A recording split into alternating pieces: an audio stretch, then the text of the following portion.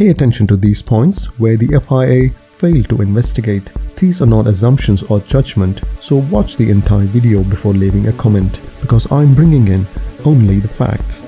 And if you're a Mercedes fan, you might want to skip this one, so let's get started. During FP3, Mr. Sir the Great was on a slowdown lap, while Mazepin was pushing on a hot lap. When he was in turn 2, the team did give a 10-second notice that Mazepin was on a fast lap and approaching. So Mr. Sir the Great was aware that Mazepin was behind, but he was still cruising on the racing line until Mazepin approached him into turn 8, which was literally a blind corner, forcing Mazepin to take evasive action. Now, this is where the fun begins. Mr. Sir the Great immediately blames the team for not giving him advance notice, which he already got 10 seconds earlier, and during the steward's hearing, the team gives a silly excuse that there's a failure in communication, which seems like a ridiculous argument, but the FIA bought into it.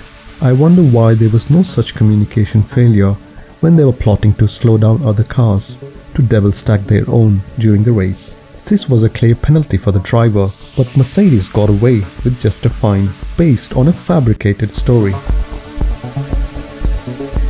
So take a look at this footage. Valtteri driving massively off the pace. I agree, it's absolute. That shouldn't be allowed, what he does. Right, so it's not allowed, it's absolutely not allowed under the regulations, you can't do that. And he's doing that to allow... If this wasn't allowed under regulations, BOTTAS is clearly in breach of the sporting regulations.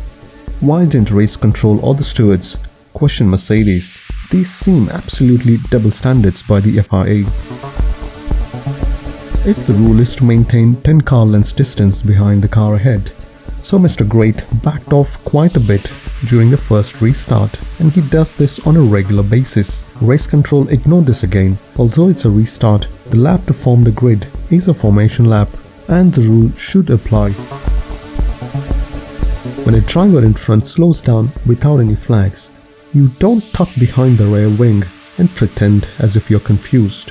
Why didn't he slow down after pushing Max off the track at Cox and say he's confused? It's obvious that he didn't want to overtake at that moment. He did lift off, which was unusual in a race, as any racing driver will just pass by as there was ample space. While I don't support Verstappen's actions, I don't quite see a point why there should be a confusion. Mr. Sir the Great could have avoided the collision, but he didn't. So even Max gave the place back. He still receives a 5-second penalty, which translates to 2 punishments for a single offense. Another point the race control ignored is the debris Mr. Great was dumping all over the track. It could have been potentially dangerous for other drivers. The FIA operations over the weekend have been an absolute joke. Why did they even approve the track as suitable for racing?